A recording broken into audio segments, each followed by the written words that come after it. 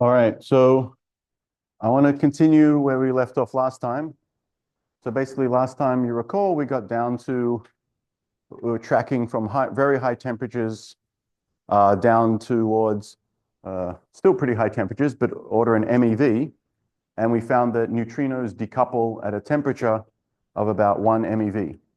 Okay, and that it's close, but an MeV is above the electron mass, which is like 0.5 MeV. Okay, so that we're going to use that.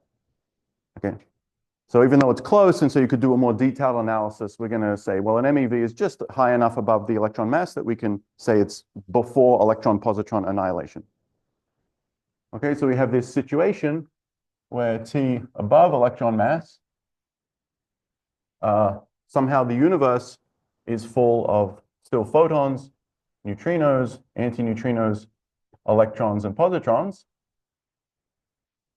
And then below the mass of the electron, remember this is like 0.5 MeV, the electrons and positrons annihilate away, so our universe is basically full of photons, neutrinos, antineutrinos. Okay? Well, when I say they annihilate away, they annihilate by the level of 1 part in a billion. Okay, the trace amounts left over. All right, and what we would like to understand now is the relative energy densities of these species. I would like to compute that. Okay, so we might just say, well, we know those energy densities. These are relativistic. We think they're thermal. So there's each of the species just goes like rho goes like T to the 4, and there's some prefactor which counts the degrees of freedom. Okay, but since the neutrinos decouple just above this, we have to be very careful. I called it T decoupling of about 1 MeV. So below an MeV is still just above the electron mass. The neutrinos, to a very, very good approximation, stop talking to the rest of the universe. So even here, let's say we be a bit rough, at 1 MeV, here in this little window here, you still have all these species, but the neutrinos in this regime here are not really talking to the other stuff. That's what decoupling means. Okay, they stop interacting. Is that all right? And they're even less interacting down here. As you go to lower temperatures, they're not interacting there either. All right. So to talk about how the energy densities evolve from here to here, we have to do a bit of thinking when we have a decoupled species, because decoupled species don't need to maintain the same temperature. So indeed, we're going to see that the temperature of neutrinos down here will be less than the temperature of the photons. That's what we wish to describe, and the ratio of those temperatures we wish to compute. Is that all right? So they decouple. So the neutrinos, you know, we have this soup of particles down here. So here's the photons, and there's the neutrinos, so on. But they're not really talking to each other. Okay, so they might be living at different temperatures, and there would be no inconsistency. All right, so to go from here to here, there's something very useful to talk about, which is entropy. And there's, in fact, entropy conservation. Okay. So I wish to claim, well, that entropy is conserved for these kinds of processes in thermal equilibrium. Okay. I don't think I'm going to go through all the steps of the derivation. It's about a page of notes. Maybe I'll put it as an exercise. Well, I'll just mention the ingredients that you need to prove this. Okay. So first of all, let's write out the first law. So I'm going to write out the integrated first law. The E is Ts minus PV. And if you have some chemical potentials, you would add that. But as we discussed last time, the chemical potentials are very tiny. Okay, so this final term is ignorable. Okay, at these early times. So the first law is just this. So it's useful to write, it's useful to divide throughout by a factor of volume V throughout. and talk about the entropy density, little s, okay, that will be the density. That's just entropy over volume. And from the first law, this can easily be written as the energy density plus the pressure over temperature. Okay, so we'll be using this entropy density a few times in the class. All right with that? And so somehow the goal is to prove this is conserved. So you could write entropy as energy density times volume, which is just proportional to S times A cubed. And then you want to take a time derivative of this thing. Okay, so it's a good exercise to prove that that vanishes.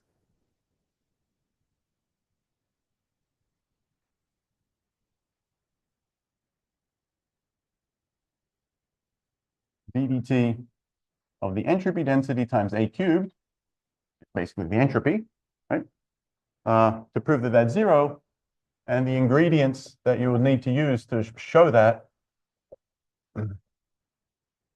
you'll want to use the fact that, of course, the definition, so you have to take some derivatives. So you can use the fact that d rho dt, we know is minus 3h rho plus pressure, right, from earlier in the course. You have to use, as I said, the fact that the chemical potential is negligible. We've already stated that. So this is just one other thing. And then finally, you need to use a Maxwell relation,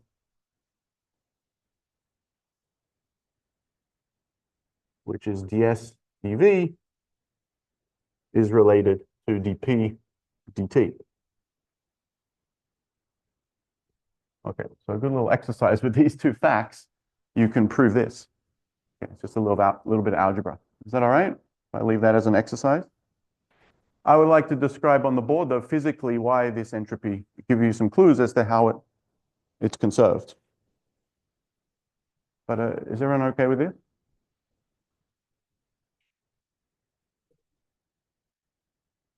Right. Through decoupling, yes. But, and in particular, even if we put aside the neutrinos, right? Let's also focus on the fact that we have a interacting bath of photons, electrons, and positrons, and then E plus E minus annihilate, leaving us with just photons.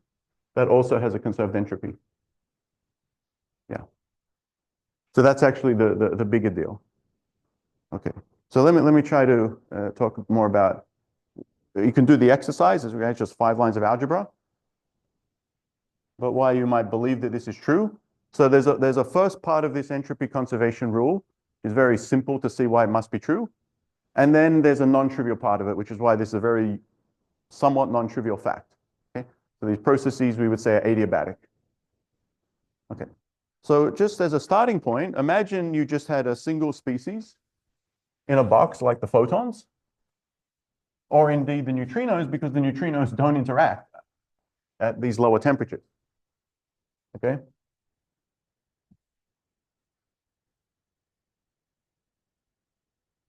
So let's imagine you're at high temperatures. There's a box of particles. Let's just imagine photons for a moment.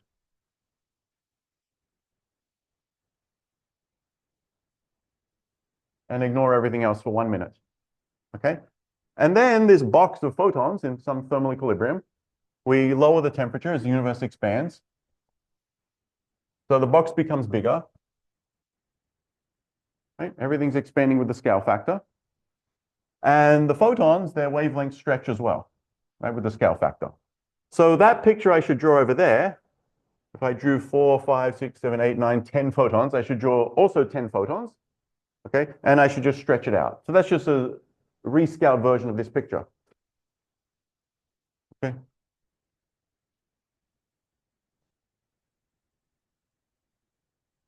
Something like that. Okay. Now, if I look at this picture, before we just write down the formula in a second, I hope you can maybe see that the entropy of these two states should be the same. This is a very boring situation. If I have a single species, all I've done is scale it out. Okay, so one way we can state what entropy is, remember it's the log of the number of microstates.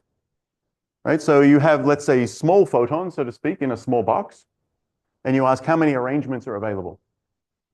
You take the log, that's the entropy. So if I take that picture and then I rescale it, the number of arrangements here should be identical to the number of arrangements there. Does that make sense? Who cares that I made the picture bigger? If you take a photograph of this and scale it back down, it looks identical to that. So the combinatorics has to be identical. Is that okay? So in this case, I hope it's clear that S is conserved between these two pictures. Okay. We can even look at the formula for entropy density and just double check directly. This picture is so simple that it just follows directly from that rule. Okay. So for radiation, you recall pressure is 1/3 rho. So the entropy density is in fact 4/3 rho over T. Okay. And if these are photons or whatever species, this is just 4/3 some pi squared over 30. The number of degrees of freedom of that species. And then rho is T to the 4 divided by T. So that's T cubed. Okay. And I would put a 7/8 if these were fermions. But all right, so the entropy density is just T cubed. Okay, but the volume is proportional to A cubed, which is proportional to 1 over T cubed. Okay, so from these two facts, it's clear that the entropy, which is entropy density times volume, is a constant. Right, the T cubes cancel. Is that all right? Or said another way, entropy is counting the effective number of degrees of freedom, which has stayed the same. So it's not that deep. Now we want to talk about, yes, question. Wondering, like, it seems like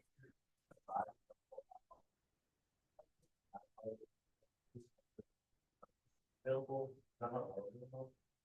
No, so since the system's thermal, the wavelengths are tied to the temperature. So there's a range, there's a black body spectrum, right? So they both have a black body, and all we've done is rescaled the black body from a distribution peaked at a high temperature to a distribution peaked at a lower temperature. But those two black bodies are a perfect rescaling of one another. Does that make sense? Yeah. So it's a perfect rescaling. Any other questions? All right. So now this entropy conservation, if it's just this, and all I did was this bit of redshifting here to see that it's conserved, why did I tell you need to do a page of algebra to prove that? This seems like a very simple derivation. Is that fair to say? I didn't need to use a Maxwell relation or anything fancy over here. So I want to tell you that doing the real derivation is useful because now we're going to apply it in a situation where it's non-trivial. Okay, this has real content. So let's look at E plus E minus annihilation. Well, okay, one more comment about this. If I replace all the photons by neutrinos, this is still true because neutrinos have decoupled in the regime of interest. So it's the same story. I just put a 7/8 there. Is that all right? So the entropy of neutrinos will be trivially conserved because they don't talk to anything. Okay, now what I want to talk about is E plus E minus annihilation. So that means my first box, which is high T, T meaning bigger than the mass of the electron. I should fill it with these photons. And now I have to fill it with electrons and positrons as well.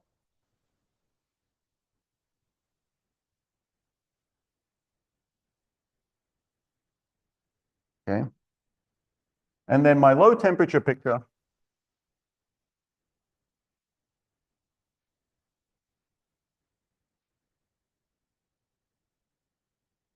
Well, these are meant to be longer wavelengths.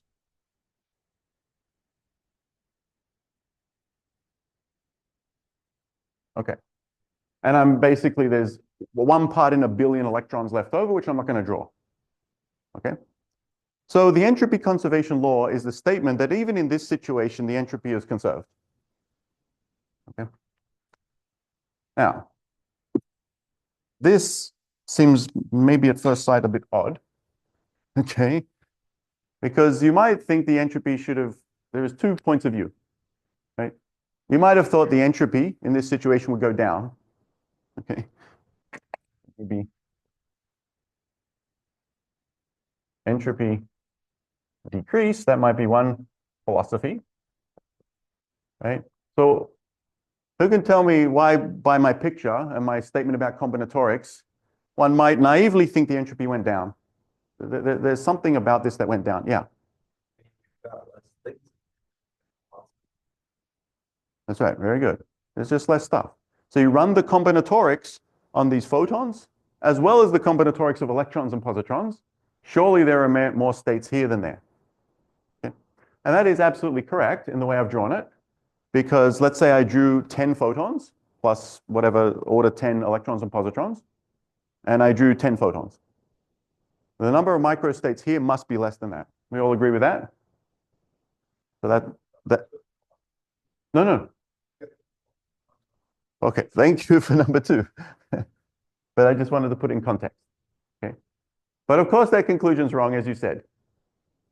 We actually have more photons, as you say. That's the point. Okay. The E plus E minus go into photons. And so from that point of view, the entropy might increase. Okay, so there are these 2 competing effects. And the conservation law is just that the entropy here stored in photons plus the entropy in electrons and positrons is gone into only the photons. So the photon entropy went up as it absorbed the entropy of the electrons and positrons. So yes, indeed, I should over here draw a few more photons, okay, which came out of this process.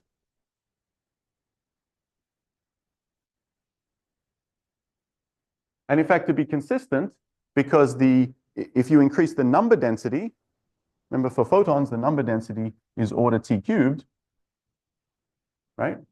If I've increased the number density, it means the temperature of this system here has to be a bit higher than what I was thinking, because the temperature and number density are linked.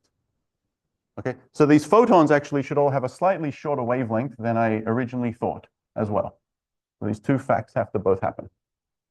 Okay, so in other words, you can say the E plus E minus annihilation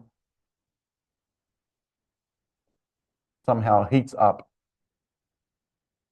the photons. Okay. And the whole time, the neutrinos are not participating in this because the electrons, positrons go into photons and not neutrinos. So that is to say that the temperature of the photons here is higher than the temperature of the neutrinos, which I haven't drew. The neutrinos are just doing the boring old temperature decreasing like 1 over A. They're not doing anything interesting. Does that make sense? Okay, so that's the way the entropy conservation works.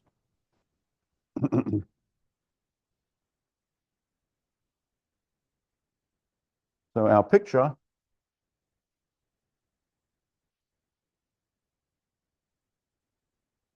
if I plot the temperature versus scale factor, we're used to T going like 1 over A. That's what we've said. And for a species not interacting with anything, this will be true. So this is actually true for us, for the neutrinos, which have decoupled. So we can call that T neutrino. But somewhere along the way, T drops below the mass of the electron. E plus E minus annihilate. And then what this picture is telling us is that the photon temperature, which I'll draw in black, which is tracking the neutrino temperature, somehow departs a little bit from this as they absorb the energy from the electrons and positrons. And then once E plus E minus have completely gone away, now you just have a system that redshifts in a boring way into the future. Okay, so into the future, this picture will just scale up. and you'll be back to the boring 1/A behavior. Does that make sense? So this here is T photon, which we normally just call T. Okay, so yeah.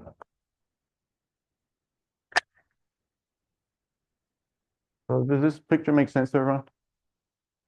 Right? Initially, everything's in thermal equilibrium. They're at the same temperature, but there's some heating up of the photons below E plus E minus annihilation. Okay? So initially, everything's 1/A. There's some non-trivial transition regime, which is a bit difficult to compute. But then at late times, it's 1/A again. Everything's just boring expansion. Okay? And what we would like to connect is what's happening up here to down there. We're not going to have to compute in detail the transition shape. That won't be essential for us. Okay, and the way to figure out these ratio of temperatures is to use entropy conservation. Okay, so the increased temperature here, I'm going to call that a factor of chi. Okay, so by chi, I mean the temperature of photons at late times. I'm going to parameterize it as chi times the temperature of the neutrino. Is that all right? Just a dimensionless factor. So our goal is to compute the number chi.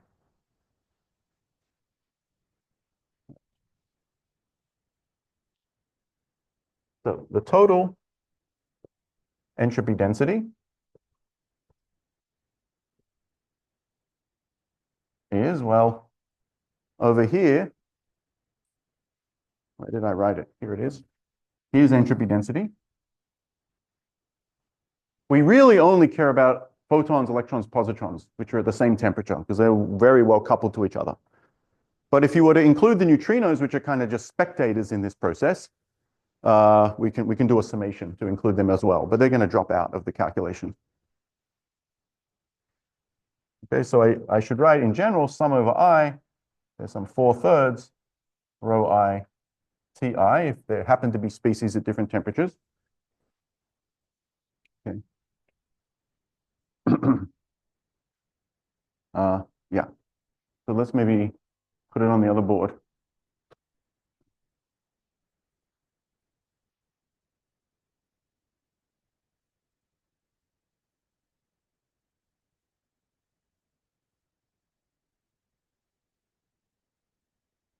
Okay, so I'll call B for before E plus E minus annihilation. That entropy density then, if we write it out,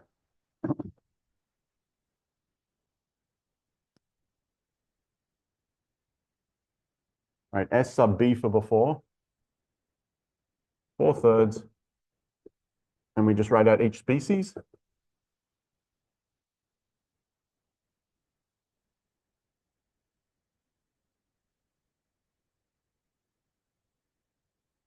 Okay, so we just recall each of these rows, there are some pi squareds over 30 and whatnot, which are not going to be essential for this discussion, but we might as well put them in.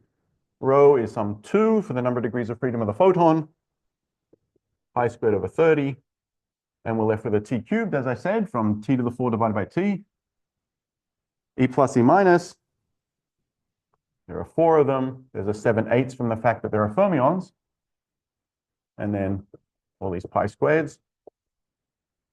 And then neutrinos, remember, neutrino, antineutrino is the 2, 7/8 from fermions, and then a 3 from the 3 flavors of neutrinos.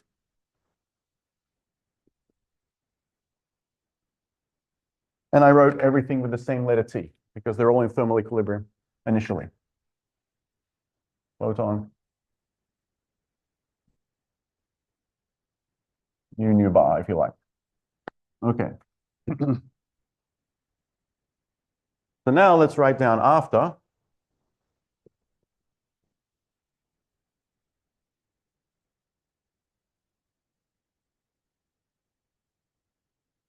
So my entropy density, S sub A for after, I'm going to write this as 4/3. The energy density in photons divided by T, plus the energy density in neutrinos, and they, as our picture indicates, are at a different temperature. So I wrote T nu. So this is 4/3 still a 2 for photons. And then for neutrinos, I write out all this 2, 7/8, 3, and then T neutrino cubed. Okay, so all I did down here was I don't write the E plus E minus term because they've disappeared. And I allow the neutrinos to have a different temperature than the photons. Okay.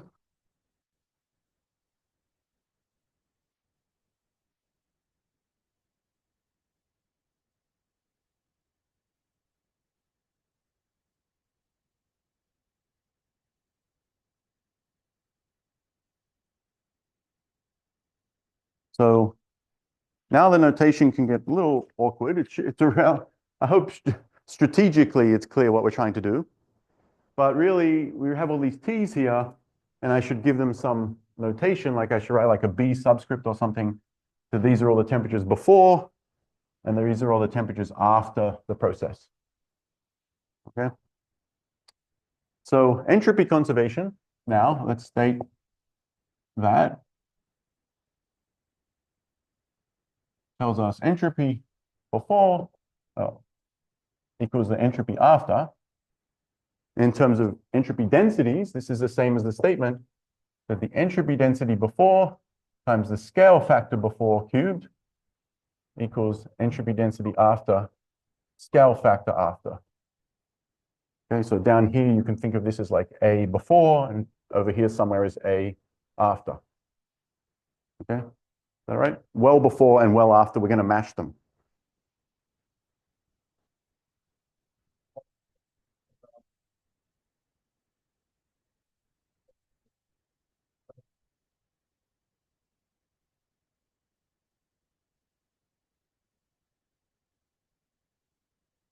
Yeah. But yeah, but it's more than just a sort of chemical equilibrium.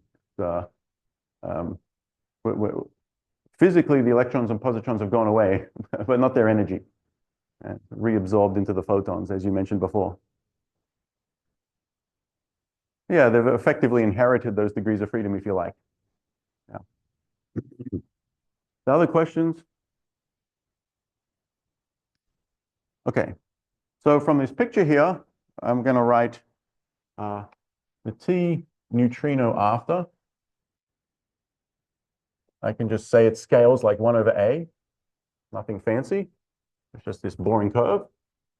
And then I can put in the prefactor as T neutrino before. And T, we're saying T photon after.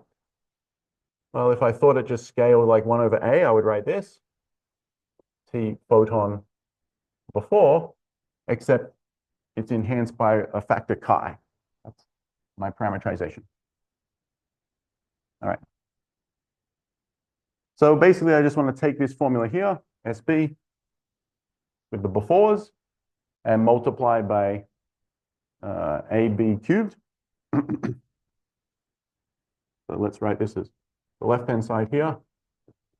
4/3, these pi squareds over 30, whatnot, they're not going to matter. We can factorize for them.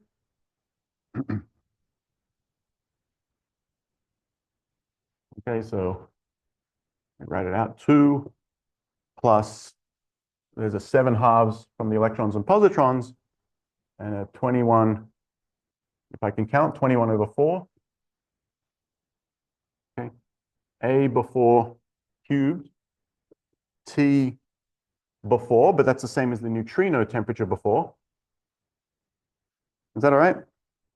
I just multiply by an A before cubed and use the fact that the temperature is the same as the neutrino temperature up here.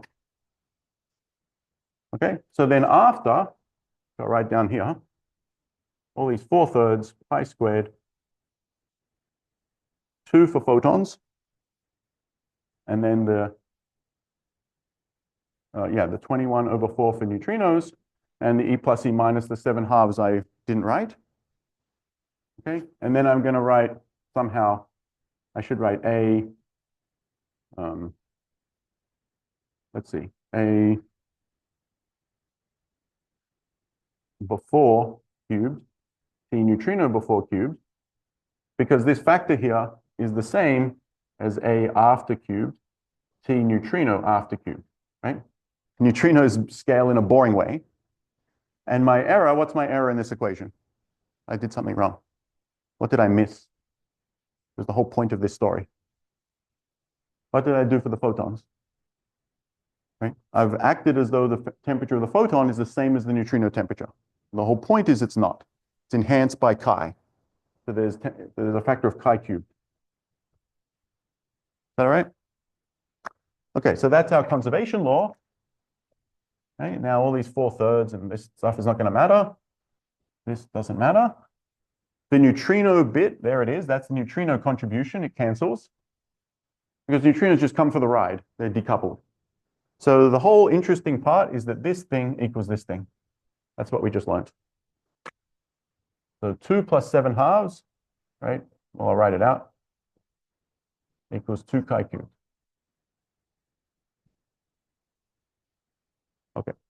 So chi is 11/4 to the 1/3. That was the punchline of our hard work. Okay, so that's how much hotter the photons are compared to neutrinos, is this counting.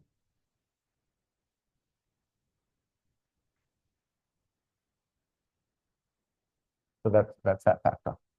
And yeah, this is about 1.4.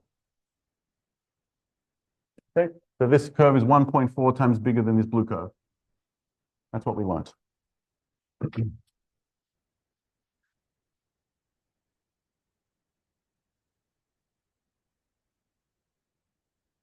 So for energy density then,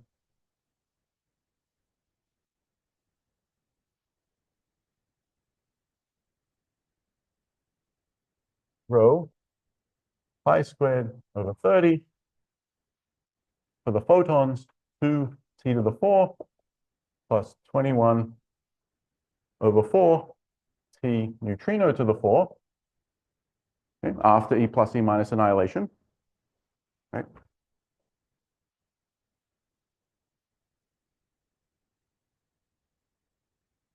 I remember, by the way, when the universe, we said last time, if you want to convert to time was like 0.75 seconds, root 10 over g star, MEV over t squared. So E plus E minus annihilation, which is when the temperature is about a half an MEV, this is a few seconds. Okay, so we're talking t greater than order, I don't know, about 4 seconds or so. That's the regime. And that regime will just persist more or less into the future, almost forever, okay, in terms of the ratios of neutrinos and photons, with a little subtlety that neutrinos do have a mass, so eventually they'll become non-relativistic. And you can't treat them as radiation anymore. But this formula will be correct for the first 50,000 years of the universe until matter starts to dominate. Okay, so from 4 seconds up to 50,000 years. All right, so let's just stare at this, however, for 1 second. If we were naive and we thought the neutrino temperature were the same as the photon temperature, which is wrong, you see that the energy density in neutrinos is bigger than the energy density in photons. So that's true before E plus E minus annihilation, right? Energy density in neutrinos is 21/8 times the energy density of photons, about 2.6 bigger. But after E plus E minus annihilation, they're at different temperatures, and this is pi squared over 30, the 2 from the photons, and then there's a 21/4, and this is 11/4, we just computed, inverted to the minus 4/3. Okay, I'm writing it back now in terms of the photon temperature, is the usual thing to do. Is that okay? That's why I inverted, right? So, this is some number to compute. It's not obvious if it's bigger or less than, say, 2, which is the number for the photons. But indeed, it is less than 2. This is pi squared over 30, 2 plus, this is, I think, 1.36, roughly. Okay, so that's your photon contribution and your neutrino well, all the neutrinos. Neutrino, antineutrino, and the three flavors of neutrinos are all contributing that 1.36. So together we would call this G star, and it's about 3.36. So that's the formula for energy density of the universe, where T is the photon temperature. And if we look at the ratio of this neutrino contribution to the total contribution, rho neutrino over the total, well, it's just 1.36 divided by 3.36. That's about 40%. And rho photon is the other 60%. Okay.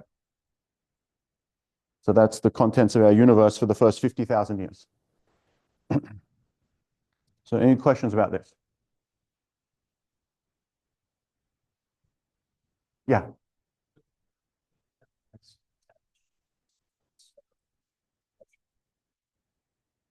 Oh, yeah.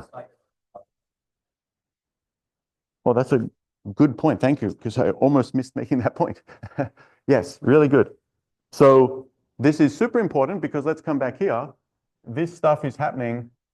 Well, this is if you measure it at this level, you would check consistency of standard model of particle physics and cosmology back to when the universe was like 4 seconds old. So yes, good. So let's also give a name to this thing. So these ones here, the photons, of course, this is going to go on and become the cosmic microwave background radiation, CMB. And then these neutrinos would be the cosmic neutrino background.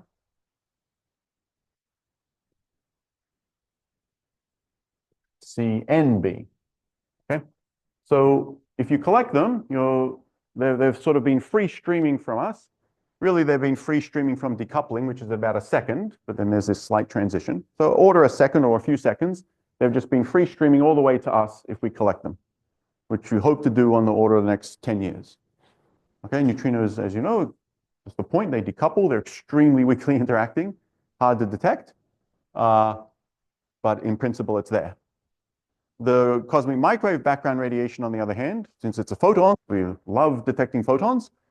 And however, these photons, however, don't directly give us an imprint as to what was happening when the universe was a few seconds old, because these photons will continue to interact with the cosmic plasma. The 1 part in 10 to the 9 at this stage, but nevertheless important, electrons and so forth, they will continue to scatter off the electrons in the universe. And so they're just going on this crazy path. They're not going to free stream from us at this point. They will scatter all the way for the next 380,000 years until they stop scattering. We would like to discuss that, where this 380,000 comes from and so forth in the coming couple of lectures. All right? So once you do all that analysis, the photons essentially decouple at 380,000, whilst neutrinos decouple at about a second. Okay, so yes, so it's very exciting to have an image in a way of what was happening at a second. Photons, however, we can see them with much, much, much higher precision, so it's still pretty good to have a highly detailed picture as to what was happening at 380,000 versus currently a non-existent picture of a few seconds, but hopefully a fuzzy image of a few seconds in the next 10 years or so. Okay. And if the numbers don't match this, I mean, you have to redshift this all the way to today, but when you convert it back to this early time, that would be a big deal. Something would be wrong. All right, so other questions? So for now, I want to start talking about there is something else before this detection of cosmic neutrinos. There is something else we can learn about the early universe through observations, other than waiting till 380,000 years. And that's through the primordial elements. Okay.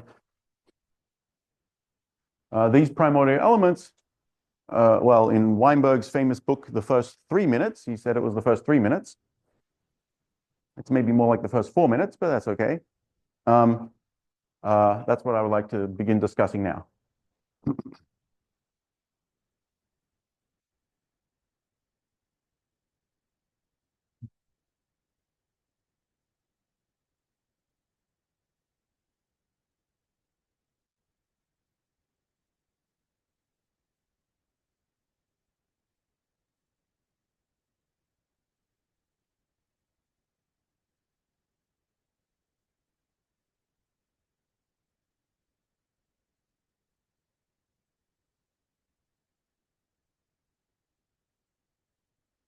All right. So the first thing we want to think about now, we have to spend a lot of time thinking about what's going on with neutrons. Okay, if you want to think about Big Bang nuclear synthesis, you have to think about how many neutrons do you have. That's actually the most important thing. And there's some detail of how they end up mainly forming into helium, because helium has the biggest binding energy of the light elements. But the key point is to know how many neutrons there are relative to the number of protons. We have to spend some time trying to figure this out. Okay, so first, we're not going to immediately jump to the first few minutes. We're going to stay within the first second. That will actually be important. So weak interactions, very similar to neutrinos at temperatures greater than order MeV. Remember, neutrinos decoupled in an MeV through the weak interaction. And there's going to be a similar story that will hold neutrons in equilibrium to around an MeV. Well, it's going to keep the following processes in equilibrium.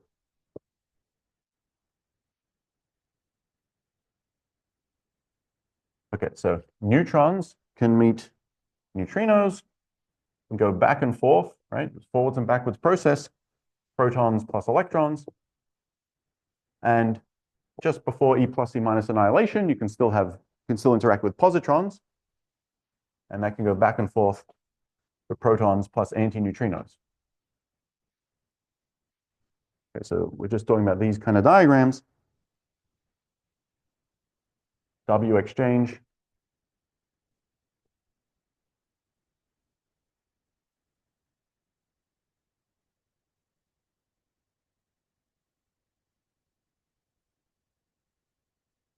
All right. So sufficiently high temperatures, this will happen. And again, it's via the weak interaction. So this process, like we discussed last time with neutrinos, is not going to be efficient at low temperatures. Extremely difficult. Okay, so I want to talk about the number density of neutrons.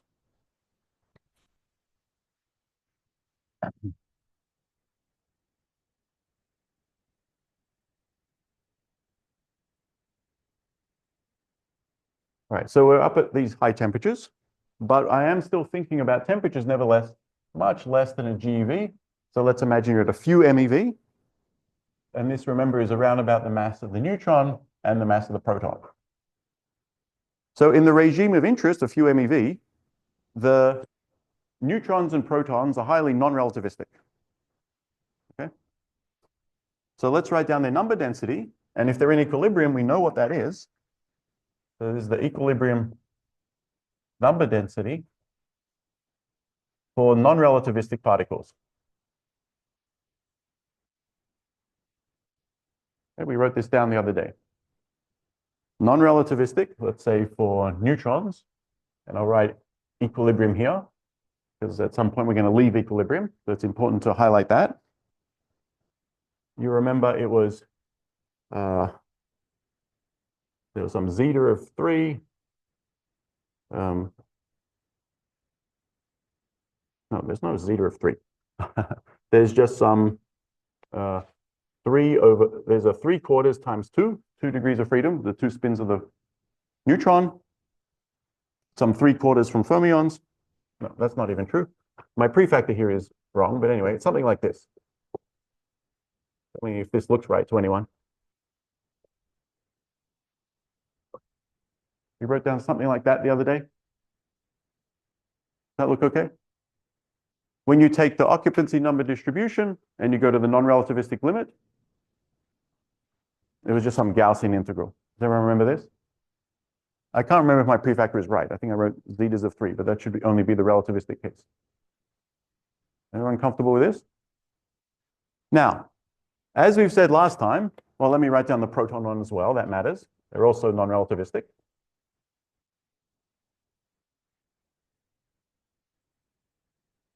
So m proton over T.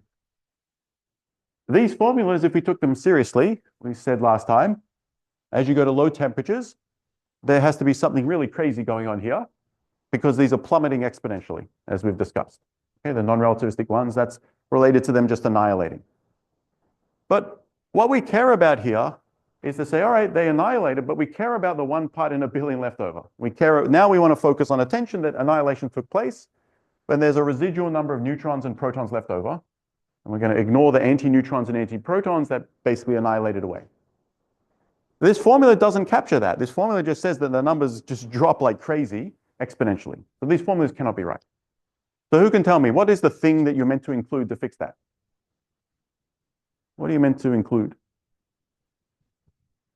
So we have a system now where at least the number of neutrons plus the number of protons, the number of baryons is conserved.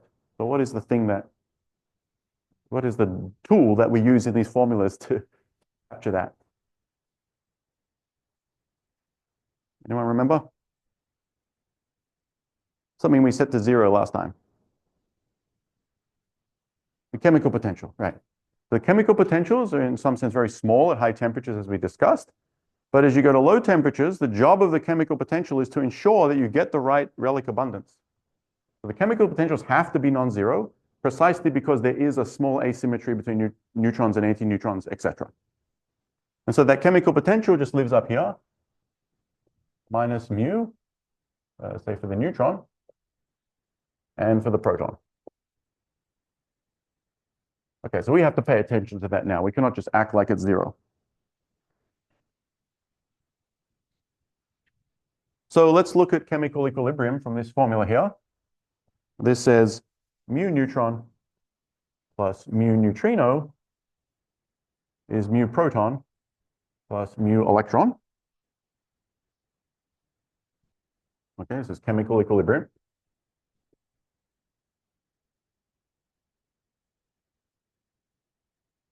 But if you stare at these formulas for a minute, let's imagine you're at a temperature of an MeV. Okay, that's roughly where we are. The proton mass and neutron mass there is like a GeV. Okay, if you ignored the chemical potentials here, you would have a factor of e to the minus 1,000. Does that make sense? Okay? You'd have an e to the minus 1,000. Now the neutron protons have an abundance that's 1 part in a billion that are photons, which is small, but it's not e to the minus 1,000 small. Okay, so that's a horrible estimate. So as you go to these low temperatures, the mu's have to rise up and start to almost cancel the prefactor here. So these mu's are not small. These mu is becoming approximately MP. Okay, because you do not want e to the minus 1,000, right? You want like e to the minus 25 or something, which is like 10 to the minus 9, whatever. Get what I'm saying? So the mu has to be like, I don't know, 0.99 the mass of the proton, okay, something like that. So you get e to the minus 20 instead of e to the minus 1,000. Does that make sense? Mu's are a function of temperature. So the mu's here and here are almost the mass of the relevant particles, almost, okay, somehow. On the other hand, the chemical potentials of these still relativistic species are completely negligible. So these are negligible. These are almost 0. So the chemical equilibrium tells us, to a good approximation, we have this. Okay, these mu's are kind of big at this stage. All right. So let me put that in there. I'll just call that, we'll just leave it like that. So I can put in, say, an n here, a good approximation. All right. So we don't know, other than this fact that we can relate the chemical potentials, I cannot know the absolute value of the chemical potential. If I did, that would mean that I could integrate this and get the number of neutrons. Okay? Or I can just tell you the number of neutrons. We cannot predict the number of neutrons, right, as an absolute value. I cannot predict the number of protons. Does that make sense? If I could, it means I would be predicting the 6 by 10 to the minus 10, the baryon to photon ratio. Right? The baryon to photon ratio is a fact of our universe that standard thermodynamics cannot predict for you. You just have to put it in as an input. Does that make sense? So what we're putting in to get that is the mu. The mu is the dial to output the 6 by 10 to the minus 10. Okay, so thermodynamics can't do better than that. Nevertheless, by this formula, thermodynamics tells us something very interesting. It cannot tell us the absolute value of the number of neutrons or the number of protons, but it can tell us their ratio. Okay, so let's write down their ratio.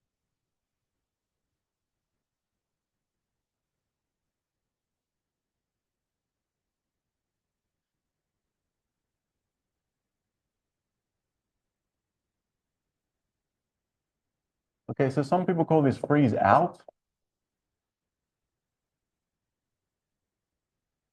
The freeze out abundance of neutrons. So neutrons are not going to obey this curve forever. They're going to obey it whilst these processes are rapid and you're in equilibrium.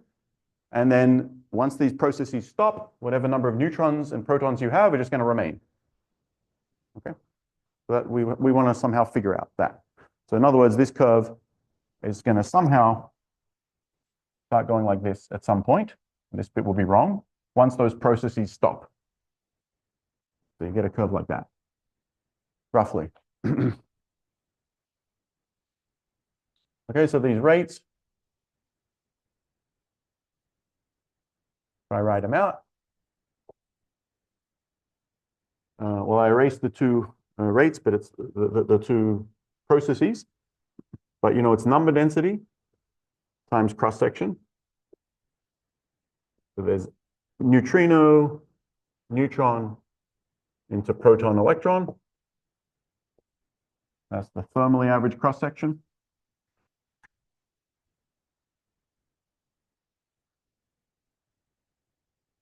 V is just the relative velocity of the particles. And this is, what is that? That's a neutron. Oh, God. Nu E. Okay. So this process is the process, as we said, think of a neutron. That neutron needs to find a neutrino and then have this process take place. So that rate, by the way, is proportional to the number density, not of neutrons, but the number density of neutrinos. Does that make sense? You're a neutron, the rate at which I scatter through this process is proportional to the number density of the particles that I can meet. So there's an n nu sitting there.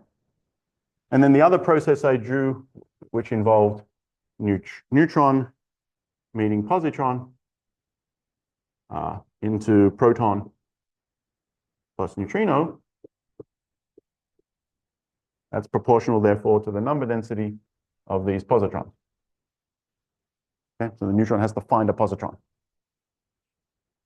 Remember, it looks a bit wonky, but gamma, remember, is like n sigma v. And I just summed over the two processes. All right, so I don't know if there's time to write it out today, but if not, we'll write it out next time. Maybe there'll be time. We'll write down the exact formulas for these things. These are formulas we're not going to derive, other than to say they're mediated by the weak interaction, so you could give estimates like we did last time. Okay, but if we're just giving a rough order of magnitude estimate for these things, we're going to get an order of magnitude estimate for the temperature at which things decouple. And if I just throw an order of magnitude estimate for T into this formula, I mean, it's living in an exponential, so that's a bit loose. Okay, so it's good to be precise at this point. And so we'll write down the exact formulas for these things, formulas that we could just look up in a book, or as it were, I looked it up in Bauman's Cosmology textbook. Okay, so we won't need to know how to derive them. But let me just state, if you then equate, as we said last time, gamma n to Hubble, and we call that, by definition, the temperature at which that occurs, we call it T decoupling. I can tell you all the formulas shortly. You just equate them and you'll find T decoupling is indeed order in MeV like it is for neutrinos. No surprise, these are weak processes, but there's a pre-factor that matters, and it's about 0.68 MeV. Okay. So T decoupling defined as this. Again, when the rates are much bigger than Hubble, these processes are happening rapidly. You're in very good equilibrium. Rates are much less than Hubble. The time scale, which is 1 over gamma to meet, let's say, the neutron to meet a neutrino, that time scale becomes longer than the time it takes the universe to double. So they don't find one another. Okay, and then the precise crossover is this.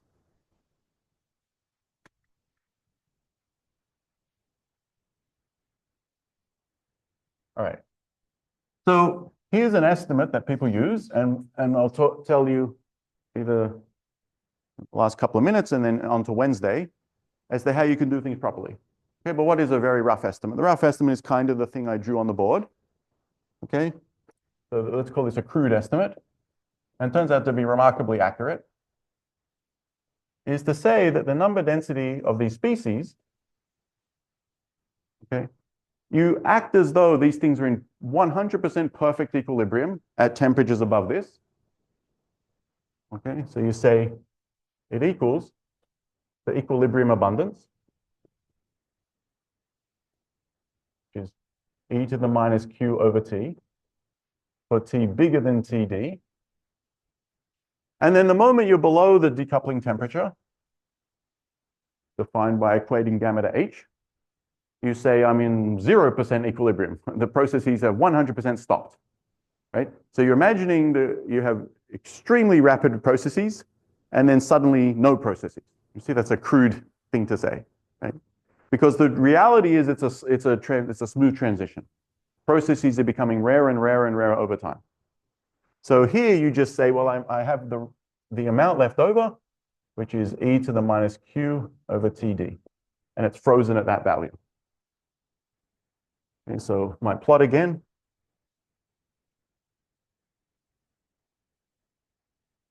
You say n over np without writing the equilibrium subscript.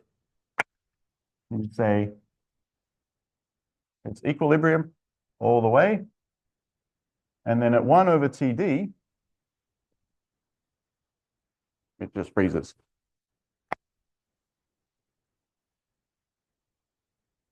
Okay. Again, this curve here is e to the minus q over t. And so this value here is e to the minus q over Td. Right. So that's a very, you can imagine, you see that this is a crude estimate. Perfect equilibrium, no equilibrium, sharp transition. That is not the reality, but it's a first approximation, right?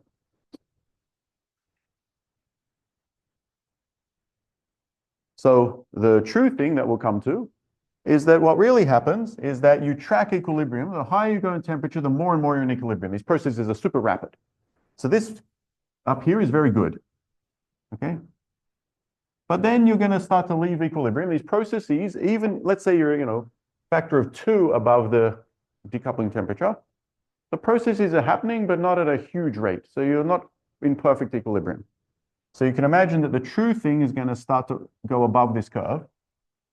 And then even when you're at temperatures below the decoupling temperature, say a factor of a half, the process is happening occasionally. You're still losing an occasional neutron towards a proton. Does that make sense? So you can imagine that the real curve should be something like this. Okay, something like that.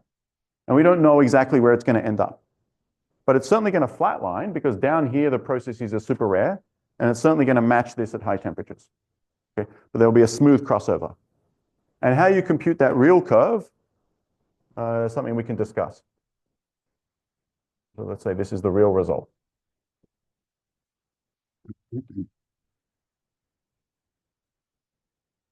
All right.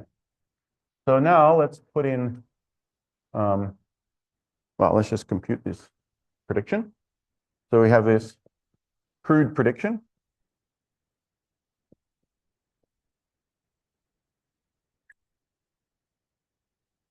Which is that the ratio of the number density of neutrons to protons, let's say at late times, or what's usually called the relic abundance.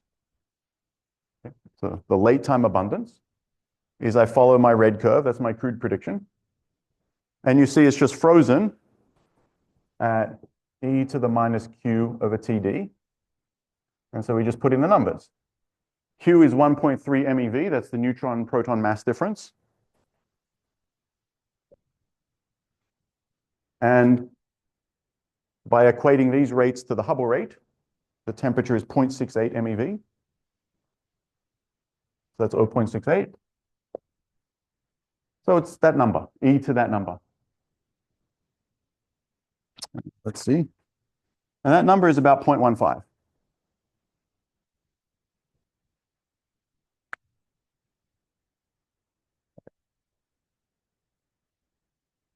So here's an estimate for the neutron to proton ratio in our universe, 0.15.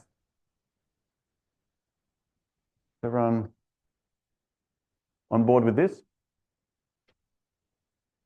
No? But is the logic okay? Okay, let's see if how good this number is. Are you taking a head because you thought it was the wrong prediction or because the logic was a bit funny? Seems like the wrong prediction. Okay, it's not bad. Let's compare this to observation.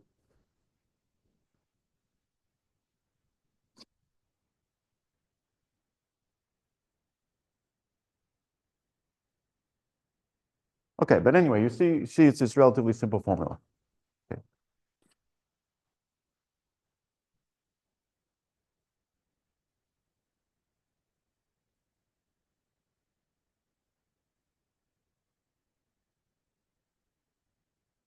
But does it look too small or too big? Too small. Okay. Yeah, going by your knowledge, it's probably Oh, you mean this curve? the red curve. Okay. But let's just compare to this 0.15.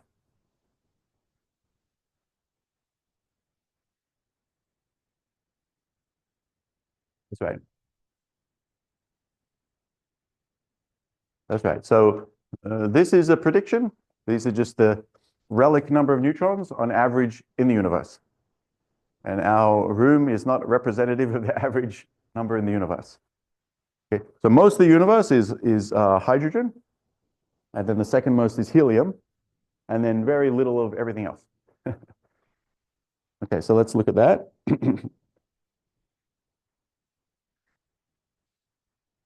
Okay, so observations.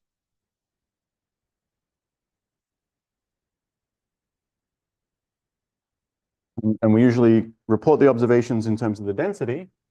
So the density, most of it's helium or helium-4. I don't know, am I meant to put the 4 on the left? It doesn't matter. Rho versus hydrogen. Okay. So most of the universe, about 25% is helium, and the other 75% is essentially hydrogen, and then trace amounts of everything else. Okay, so this is famous fact. This is the 25% of the remaining 75%. So let's remember that as 1/3. Okay, so these are observations.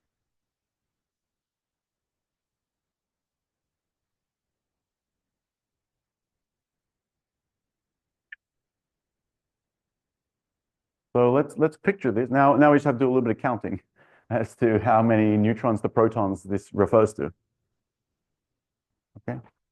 I don't know, can you see in your head how many neutrons to protons that must mean? I need to draw a diagram for me to figure it out. So you can draw this little picture. Let's draw a helium atom. So 2 P's and 2 N's. And this is by mass density, okay? Not by number density, it's the ratio of mass densities. And so if there's a 3-to-1 ratio to mass density in hydrogen, for each of these, let me draw 4 hydrogens. We're not bothering drawing the electrons, of course. I'm just drawing the nuclei. Okay. So if I draw 4 hydrogens, I've matched the mass density. Because remember, the neutron proton mass is almost the same. But then I need a 3-to-1 ratio. So I need to draw 3 copies of this. So I need to draw another one, and then another one. Okay. So I drew 12 hydrogens to 1 helium. That has this mass ratio. Okay. So you see, observations tell us, therefore, that the number of neutrons over the number of protons, observation, is, okay, so there's like 2 neutrons on the board and 14 protons. This is 1/7. And so 1/7 is about 0.14.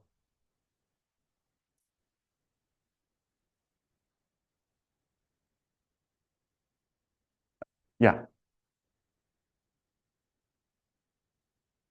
Almost all of it is hydrogen. Yeah. So the deuterium and other species are very small, percent level.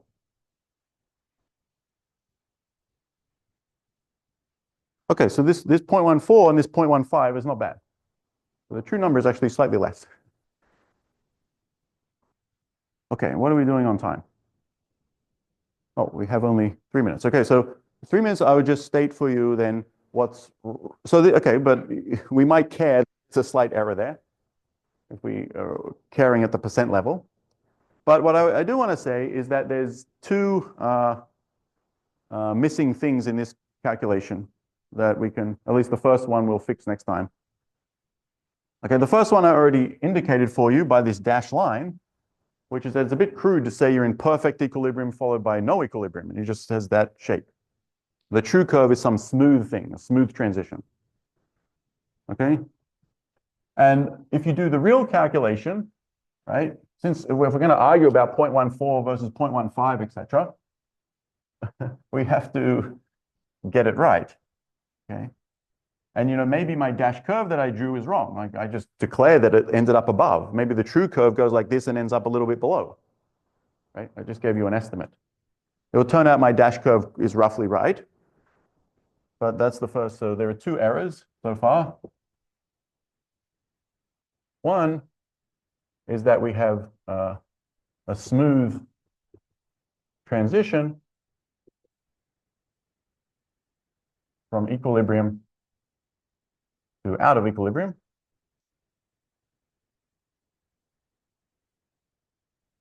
Okay, like that. And by the way, that's why people call this freeze out. At low temperatures, somehow these processes stop. So they're somehow frozen. And this is called the freeze out or relic abundance. And then there's that will be fixed by the Boltzmann equation. That does it properly. Boltzmann equation predicts this, what I indicate as the dash curve. So we can talk about that next time. And then that's ends up with an ODE that you have to solve on a computer. And then point number 2 is that neutrons don't live forever. Neutrons decay. Okay. Now the first point, actually, it turns out I drew it correctly because I know ahead of time that if you do the first point, your red curve will end up going up a little bit. There's like 0.17 or something. The prediction becomes a bit worse. But on the other hand, neutrons decay, and we haven't tracked that. So everything here has been to temperatures down to like 0.68 MeV. So the universe at this point is like a second old. Neutrons almost don't decay in a second. So far we're good. But if you keep on going to when the universe is a few minutes old, then you start to have a little bit of decay. So it's important that these neutrons get captured by other elements like helium-4, or they fuse into helium-4, and then they stop decaying. Okay, and so there's these two effects. One bumps up our red curve slightly, and one bumps down the red curve a little bit. And these two effects will give us the 0.14. All right, we'll see you on Wednesday.